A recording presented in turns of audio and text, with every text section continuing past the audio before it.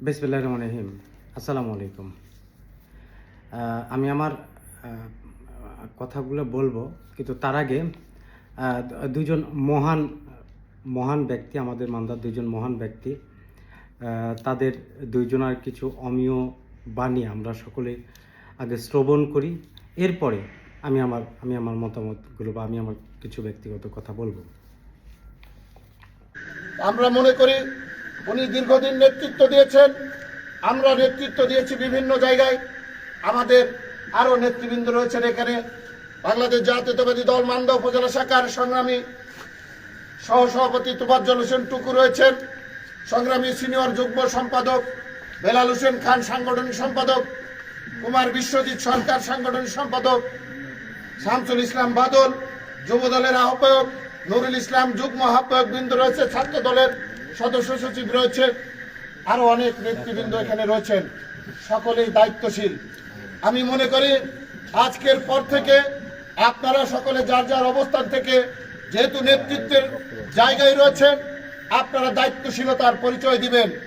আর যারা সামনে রয়েছেন তাদেরকে বলবো, আপনারা ধৈর্য সহকারে আপনাদের যদি বিগত দিনের আচরণে কেউ কষ্ট পেয়ে থাকে, কেউ যদি দুঃখ বেদনা পেয়ে থাকে, আপনারা তাদের কাছে দুঃখ প্রকাশ করবেন আপনাদের আচরণে, যদি সেরকম কোনো বিষয় থাকে। কারণ আজকে ঐক্যবদ্ধ হবার সময় এসেছে আমাদের। আগামী দিনগুলোতে আরো হয়তো কঠিন সময় আমাদের পার করতে হবে। আমাদের বিএনপির ভারপ্রাপ্ত চেয়ারম্যান জনাব তারেক রহমান বলেছেন, আপনারা হয়তো দিবা স্বপ্ন দেখছেন এই আওয়ামী লীগ সরকার যাওয়ার পরে ক্ষমতায় মনে হয় বিএনপি এসে গেছে। বিষয়টি সেরকম নয়। আমাদের আরো কঠিন পথ পাড়ি দিতে হবে। আমাদের সামনে আরো সংকট তৈরি হয়ে রয়েছে, আরো ষড়যন্ত্র কূটকৌশল সেগুলি কিন্তু অব্যাহত রয়েছে। সেই ষড়যন্ত্র, সেই কূটকৌশলকে মোকাবেলা করার জন্য ঐক্যবদ্ধ হওয়ার কোনো বিকল্প নেই। সেই কারণে আজকে আমি সকলকে উদাত্ত আহ্বান জানাচ্ছি, আপনারা ঐক্যবদ্ধভাবে এই মান্দা উপজেলা বিএনপিকে সুসংগঠিত করে আমরা যে কোনো ধরনের মোকাবেলা, যে কোনো ধরনের সংকট, যে কোনো ধরনের ষড়যন্ত্র আমরা ঐক্যবদ্ধভাবে ইনশাল্লাহ মোকাবেলা করব এবং আমরা আগামী দিনে ধানের শীষ যেভাবে বিজয়ী হয় সেই লক্ষ্য নিয়ে আমরা কাজ করব। এটি আজকের দিনের প্রত্যাশা। আবারও আমি জনাব ডাক্তার একরামুল বারী টিপুকে আমি আমার অন্তর থেকে অভিনন্দন জানিয়ে আমার কথা শেষ করলাম। ভালো থাকবেন, সুস্থ থাকবেন, আল্লাহ পাক সকলকে হেফাজত করুন। বিসমিল্লাহির রহমানির রহিম। আজকে আমার উপস্থিত আমার সামনে ভাইরা সবাই জানাই সালাম, সালাম আলাইকুম। আমরা কিন্তু ওষুধ এরকম, ওরা কিন্তু এক জায়গায়। আমরা জিয়া রহমানের রাজনীতি করি, খালেদা জিয়ার রাজনীতি করি, তারেক রহমানের রাজনীতি করি। যাকে নমিনেশন দিয়েছে, আমি আগেও বলেছি এখনো বলেছি, যাকে নমিনেশন দিয়েছে আমরা সবাই মিলে একসঙ্গে কাজ করি। দ্বিতীয় কথা, আপনারা মনে করেন না যে আমরা হয়তো সবার কাছে অনুরোধ করবো, টিভির কাছে ছিল না এখন আইসে, এসব কথা আপনার দয়া করে জায়গাতে বলবেন, কোন জায়গাতে বলবেন না। আমরা সবাই ভাই ভাই, সবাই আমার ধানের শীষের এমপি না হলে গোয়ার চাম কারো থাকবে না। কথা বলছেন, এমপি তৈরি করতে হবে,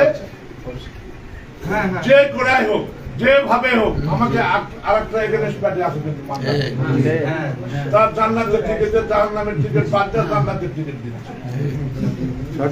সতর্ক থাকা লাগবে আমাদের, যে যেভাবে হোক। আমার ধানের শীষ পাইছে, এক মতিন ভাই ছিল, বিরু ভাই ছিল, দুইজন চাইছিল, পাইছে একজন, দুইজন দিতে পারবো না। আমরা সবাই মিলা ডাক্তার ভাইয়ের ডাক্তার ভাইয়ের কাজ করবো, পরিবর্তন থাকতে পারে। ধানের শীষ আমাকে ধানের শীষের পক্ষে থাকতে, আমরা যদি ডিভাইডেড হই আমরা কিন্তু গোয়ার চান থাকবো না, ছিল না, এখনো থাকবো না। সবার কাছে আমার অনুরোধ, এক জায়গায় থাকা, কেউ কোন নেতা প্রযুক্তিদান না করে, সবাই মিলা ভাই ভাই একসাথে রাজনীতি করতে হবে। তারপরে ভালো থাকেন, সুস্থ থাকেন। আসসালামু আলাইকুম। আপনারা জানেন, অবশ্যই কথাগুলো আপনারা শুনেছেন। এখন আমি আমার ব্যক্তিগত কিছু অভিমত, এটার প্রেক্ষিতে বলবো যদি কোনো ভুল ত্রুটি হয়ে থাকে ক্ষমা করে দেবেন।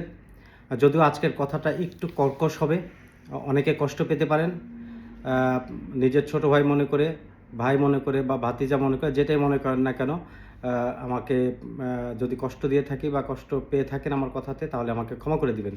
বাট আমার কাছে মনে হয়েছে এই কথাগুলো বলা দরকার দলের স্বার্থে, বিএনপির স্বার্থে। মান্দার মানুষ গতকালকে মান্দাতে কোটি টাকার রাজনৈতিক ব্যবসা হয়ে গেল, যেটা আমার মান্দার মানুষ নেতাকর্মীরা বুঝতেই পারলো না, এবং কিছু সহজ সরল নেতাকর্মীদের প্রভাবিত করে এবং তাদেরকে ব্যবহার করে দু একজন স্বার্থান্বেষী মহল বা যেটা বলা যেতে পারে রাজনৈতিক ব্যবসায়ী, তারা কিন্তু গতকালকে কোটি টাকার বিজনেস করে ফেলেছেন।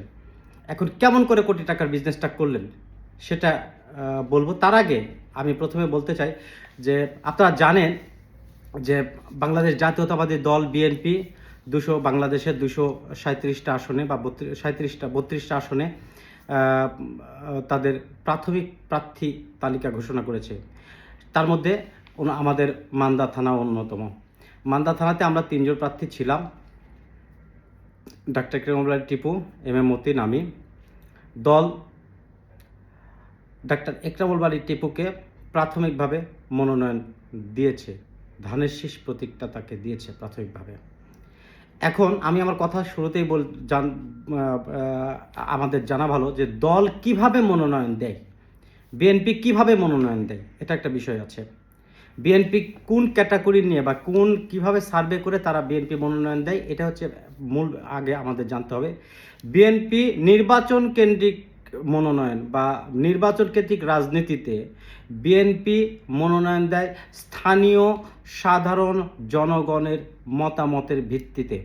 স্থানীয়ভাবে ওই কনস্টিটিউয়েন্সিতে বা ওই নির্বাচনী আসনে যে কয়েকজন ক্যান্ডিডেট আছে, প্রার্থী আছে, তাদের চাইতে যিনি সর্বাধিক জনপ্রিয় নেতাকর্মীদের কাছে এবং সাধারণ ভোটারদের কাছে। বিএনপি একটা বৃহৎ সংগঠন। মান্দাতে বিএনপির মোট ভোটার 3,20,000-এর মতো। 3,20,000-এর মতো যদি ভোটার হয়, তার মধ্যে মিনিমাম 1.5 লক্ষ ভোট আছে বিএনপি, জাতীয়তাবাদী দল বিএনপিকে ভোট দেয় মান্দার মানুষ, মিনিমাম, সর্বনিম্ন। এই ভোটারদের মেজরিটি পার্সেন্ট যে সাধারণ জনগণ কোন ব্যক্তিকে সাপোর্ট করতে পারে, কোন ব্যক্তিকে ভোট দিতে পারে, সেই বিবেচনা করে দল সবসময় সব কনস্টিটিউয়েন্সিতে, সব নির্বাচনী আসনে দল মনোনয়ন দিয়ে থাকেন। এখানে কে স্থানীয় নেতা, কে আন্তর্জাতিক নেতা, কে কেন্দ্রীয় নেতা, এইটা ম্যাটার করে না। ম্যাটার করে হচ্ছে স্থানীয় রাজনীতিতে কোন ব্যক্তি জনপ্রিয়, স্থানীয় জনগণের কাছে কোন ব্যক্তি বেশি জনপ্রিয়, সর্বাধিক জনপ্রিয়, তাকে দল নমিনেশন দেয়।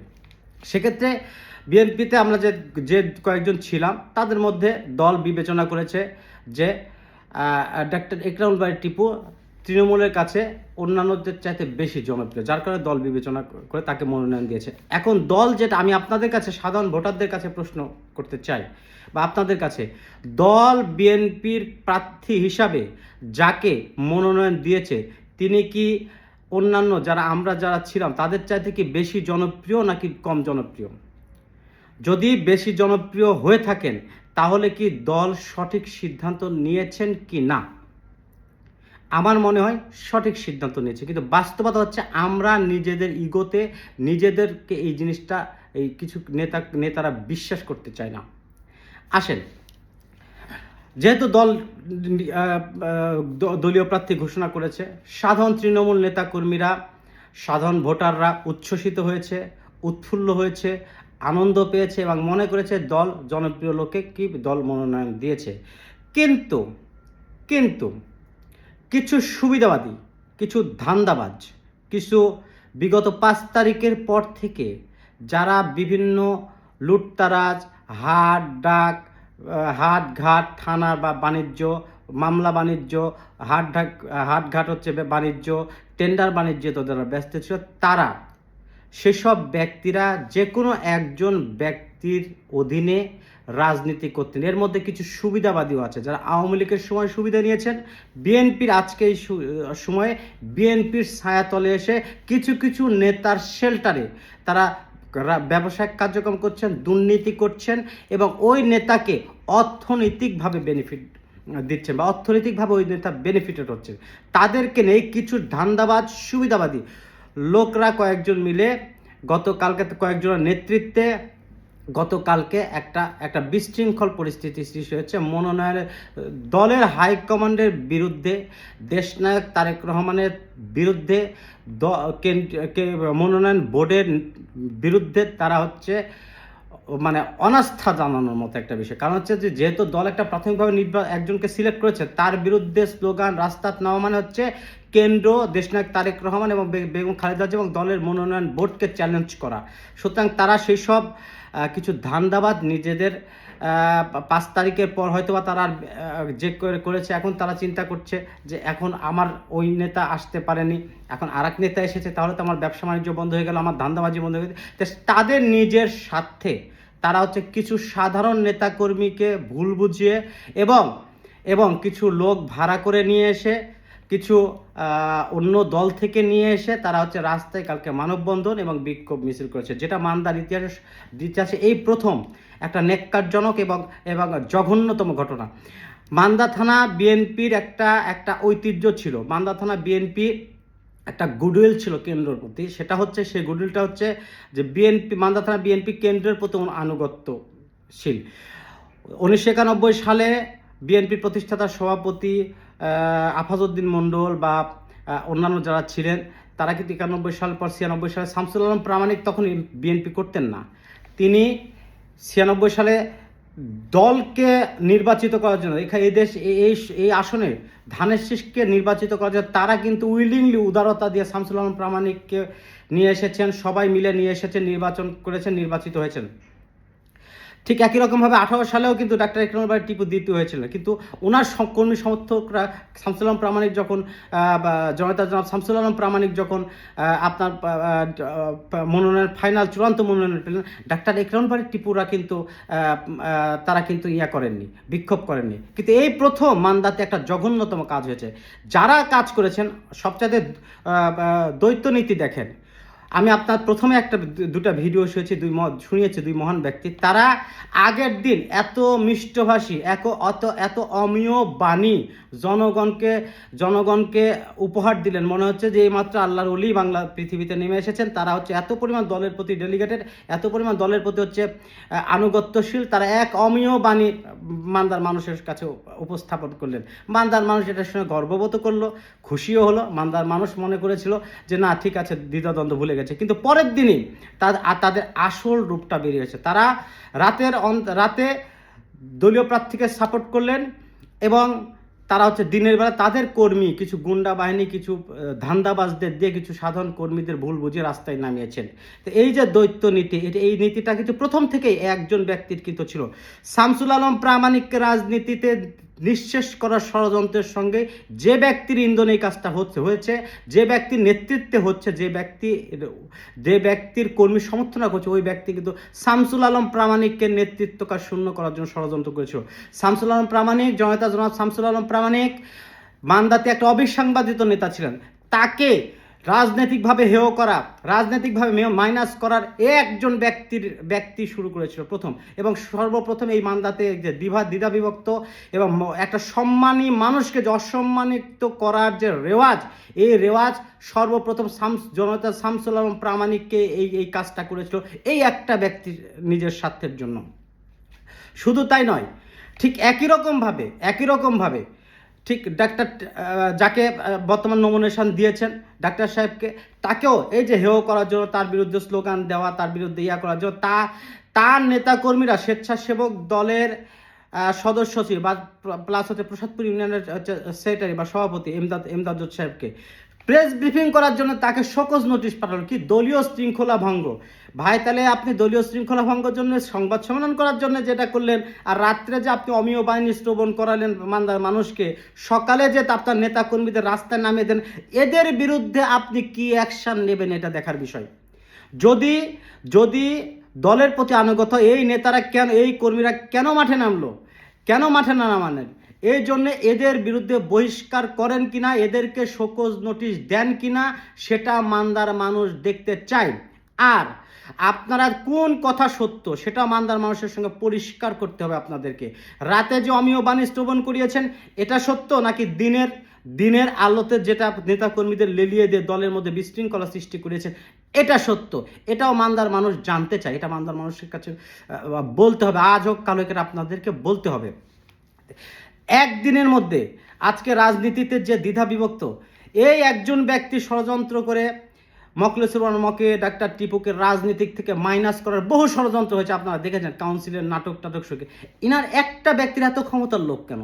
তিনি জোর করে সভাপতি হলেন, তিনি একজন অমুক নেতা আছেন। ভাই কেন্দ্রীয় নেতৃত্ব কি বাংলাদেশে আর কোথাও নাই? নাকি বিরল প্রজাতির একজন প্রাণী মান্দাতে একজন কেন্দ্রীয় নেতৃত্ব আছে, ঢাকা ভার্সিটি থেকে অন্য কেউ কোনো সভাপতি নাই? বুয়েটের ছাত্রদলের সভাপতি মুসাব্বির শাফি, কই ওনার তো এরকম কোনো কিছু আবভাব দেখিনি। কেন্দ্রীয় নেতৃত্ব নওগাঁ জেলাতে আরও বহু আছে, নাজমুল হক সনি সহ সমবায় বিষয়ক সম্পাদক, ওনার তো অত আবভাব দেখিনি। ফাহিম সাহেব ম্যাডামের উপদেষ্টা মণ্ডলীর সদস্য, ওনার তো আবভাব দেখিনি। কর্নেল লতিফ সাহেব একটা ম্যাডামের উপদেষ্টা মণ্ডলীর সদস্য, ওনার তো এত আবভাব দেখিনি। নওগাঁ জেলাতে যে কয়েকটা কেন্দ্রীয় নেতৃত্ব যে কয়েকজন আছে তাদের মধ্যে সবচেয়ে জুনিয়র হচ্ছে বর্তমান মান্দাতে যে কেন্দ্রীয় নেতা আছেন। কিন্তু মানে ওই যে মানে তাদের কোনো মানে হচ্ছে অল্প পানির মাছের লাভাই বেশি। মানে যে পুকুরে যদি আপনার ওই রুই মাছ থাকে বোঝা যায় না, কিন্তু পুকুরে যদি দু একটা যদি যে পাঙ্গা এটা ওটা কম দামি মাছ যদি ছাড়েন না, তার লাফালাফি বেশি। ইনারা বড় নেতা, কৃষি বিষয়ক সম্পাদক শামসুজ্জোহা খান আছে, ইনারা এত বড় নেতা, ইনারা তো কোনো আবভাব নাই। আমাদের এখানে একটা বিরল প্রজাতির প্রাণী একটা কেন্দ্রীয় নেতা পাইছি আমরা এতবার। মানে এখন আমাদের আমাদের কর্মীরা কি গর্ববোধ করবে নাকি গর্ভবতী হবে, এটা এখন কর্মীরা মানে বুঝে পাচ্ছে না। এর ফাঁকে এটা আমি পরে বলবো। এখন বর্তমান মান্দাতে এই বিশৃঙ্খলতার সৃষ্টি হয়েছে, আর আমার সাধারণ কর্মী ভাইয়েরা, তাদের উদ্দেশ্যে আমার দুটি কথা, যে আপনাদেরকে ব্যবহার করা হচ্ছে। এতে এই যে এক রাতের মধ্যে যে রাজনৈতিক কোটি টাকার বাণিজ্য হয়ে গেল, এটা কি আপনারা বুঝতে পেরেছেন? আপনাদেরকে মাঠে নামিয়ে এই একটা অরাজকতা সৃষ্টি করে বিভিন্ন মান্দাতে যারা এই যে বিভিন্ন দুর্নীতি করেছে, 5 তারিখের পর যারা হয়েছে এই টেন্ডার, তাদেরকে ফোন দিয়ে টাকা চাওয়া হচ্ছে। তাদেরকে বলা হচ্ছে যে হ্যাঁ একটা আন্দোলন জমে গেছে, কেন্দ্র পর্যন্ত নড়ে গেছে, এখন হচ্ছে কেন্দ্র যেতে হবে, কিছু অর্থ খরচ হবে, সুতরাং অর্থ কালেকশন করো।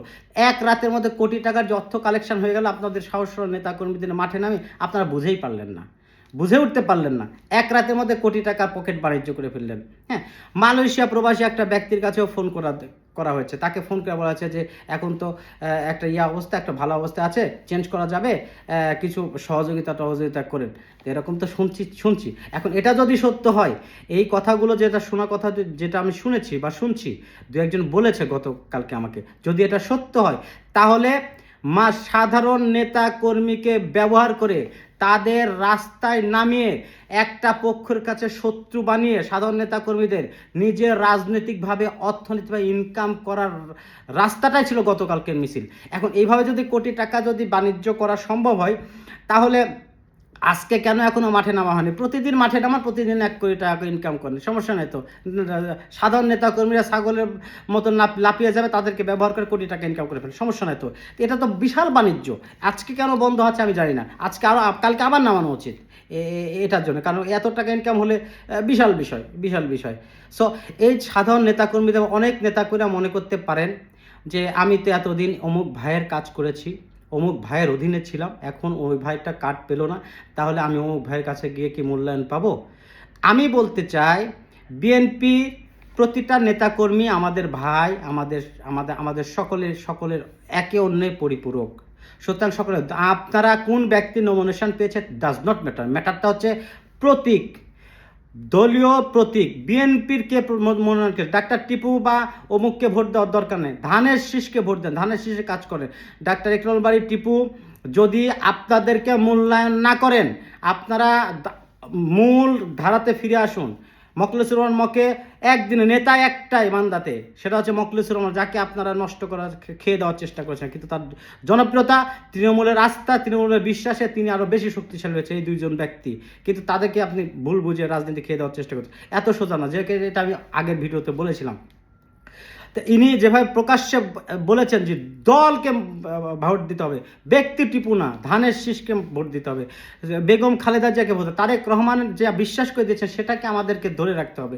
সো এই আমাদেরকেও আসুন আমরা মূল ধারাতে চলে আসুন। ওই ডাক্তার টিপু যদি আপনাদেরকে মূল্যায়ন না করে, আমি কথা দিচ্ছি আমি নিজে আপনাদের পক্ষে ডাক্তার টিপুর বিরুদ্ধে প্রতিবাদ করব, এবং আমি নিজে মাঠে নেব। এবং ডাক্তার টিপু আমার এই কথাগুলো শুনবেন, তিনিও আমাকে জানাবেন, এবং আমি এই বিষয় নিয়ে কথাও বলেছিলাম ওনার সঙ্গে।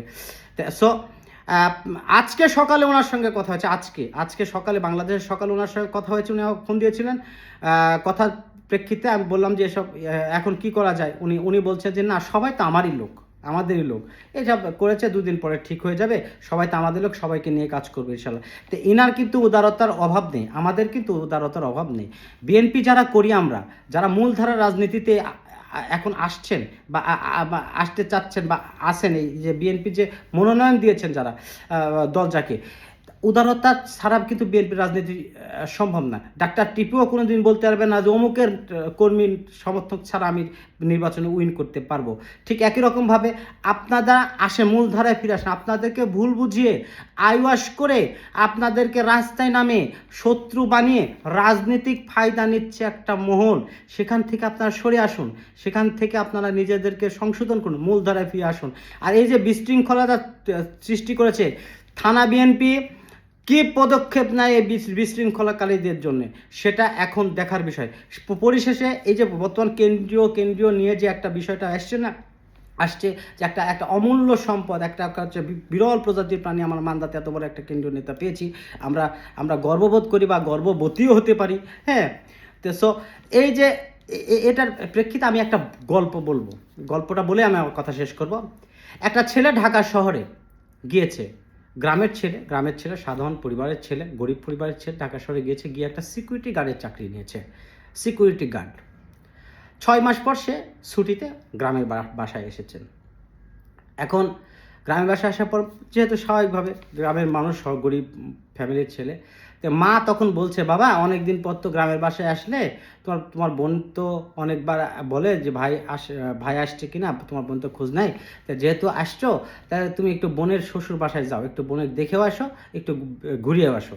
হ্যাঁ, তো ছেলে ঠিক আছে যথারীতি বোনের বাসায় গেছে। কারণ বোনের বাসায় গিয়ে দেখে বোন বাইরে ওই যে মাটির বাড়ির বাইরে হচ্ছে বারান্দায় বসে কান্না করছে।